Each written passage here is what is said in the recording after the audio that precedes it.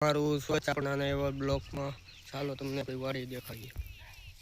આપણે બાજરી વાવીએ છે અને તેને ડુંડા આવી ગયા છે અને તેને 15 દિવસ પછી બાજરો પણ આવી જશે.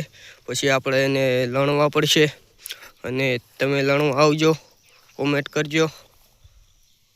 અને જોઈ શકો છો કે આપણી વાડી આ આવી છે બાજરી. અને ચાલો તમને છીણિયા બોર દેખાડો. ચાલો આપણે જઈએ છીએ છીણિયા બોર ખાવા. ચાલો તમને છીણિયા બોર દેખાડું.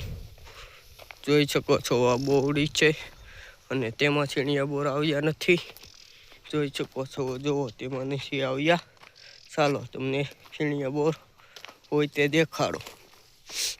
અહીંયા છે પણ કાચા છે.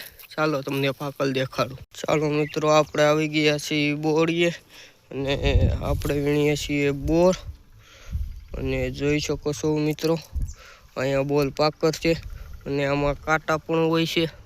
તેનું આપણે ખાસ ધ્યાન રાખવું પડે કે તે વાગે નહીં. ને આપણે તે ધ્યાન રાખવું પડે, નકર પછી આપણે કાઢવું પડે. આપણે જો એક મુઠ્ઠી જેટલા છીણિયા બોર વીણી લીધા છે અને આપણે આ બોર મોકલાવવાના છે. અને તે માટે આપણે વાડીએ બોર વીણવા આવ્યા છીએ.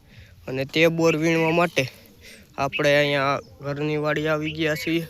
અને આ છે આપણો સારો, તેને વાઢવાનો છે. તો એ આપણે ફરીથી એક બ્લોગ બનાવશું.